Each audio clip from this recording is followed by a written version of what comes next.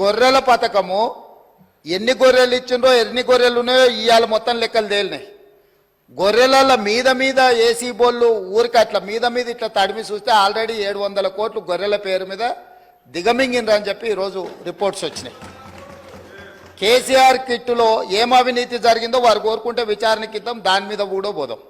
ఇదే కాకుండా గొప్ప పథకం అని చెప్పిన బతుకమ్మ చీరలలో జరిగిన అవినీతి మీద కూడా బతుకమ్మ చీరలు చేనేత కార్మికులకు పని కల్పిస్తున్నాం అని చెప్పి సూరత్ వెళ్ళి కిలోల కింద చీరలు తీసుకొచ్చి ఆడబిడ్డల్ని మభ్య పెడితే ఆడబిడ్డలే బయటకు వచ్చి తగులబెట్టిర్రు. అవి ఏడగడుతురు వ్యవసాయ పొలాలలో పిట్టలను బెదిరించడానికి బతుకమ్మ చీరలు కడుతురు. ఆడబిడ్డలు ఎవరు కట్టుకోలే అధ్యక్ష. అంటే బతుకమ్మ ఒక సెంటిమెంట్ తెలంగాణ ఆడబిడ్డలకు, ఆ సెంటిమెంట్ను కూడా దోపిడీకే ఉపయోగించుకున్నారు. గొర్రెలు మా యాదవ్ సోదరులు అమాయకులు మంచోళ్ళు, నమ్మితే ప్రాణం ఇచ్చేటోళ్ళు. మా కుర్మ యాదవ్ సోదరులను అడ్డం పెట్టుకొని వందలాది కోట్ల రూపాయలు కొల్లగొట్టి మింగుతే ఇవాళ వాళ్ళ పంపకాలలో పంచాయతీలు వస్తే పోలీస్ స్టేషన్లో వాళ్ళే ఫిర్యాదు చేసుకుంటే ఆ కేసు ఏసీబీ విచారణకు తీసుకుంటే ఇవాళ ఇప్పటికే మీదనే 700 కోట్ల రూపాయలు వచ్చినాయన్నారు. ఇప్పుడు ఈడోళ్ళు వచ్చి కూర్చున్నారు. అదేవిధంగా మొన్నటి వరకు పదే పదే సవాల్ విసిరిండ్రు. ఏమని?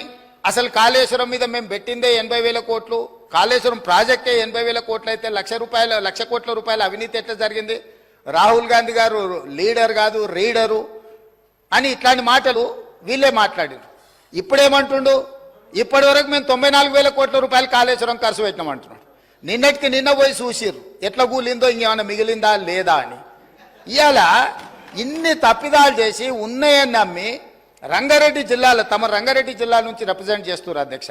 మా మల్రెడ్డి రంగారెడ్డి గారు ఎప్పుడు మొత్తుకుంటుంటారు, అన్ని మా భూములు అమ్ముకున్నారు, కనీసం మాకు రోడ్లు కూడా వేయలేదు, మా డ్రైనేజ్కి కనీసం మురికి కాలువలు కట్టుకోనికి కూడా నిధులు ఇవ్వలేదు, మా కాలేజీలు కూడా కట్టుకోవడానికి నిధులు ఇవ్వలేదని మా మల్రెడ్డి రంగారెడ్డి గారు అంటుంటారు. ఎన్ని వేల కోట్ల రూపాయల భూములు అమ్మినరో ఇవాళ లెక్క తీద్దాం అధ్యక్ష. ఇవాళ అప్పుల లెక్క ఏదైతే చెప్తుండో అమ్ముకున్న లెక్కలు చెప్తలేడు.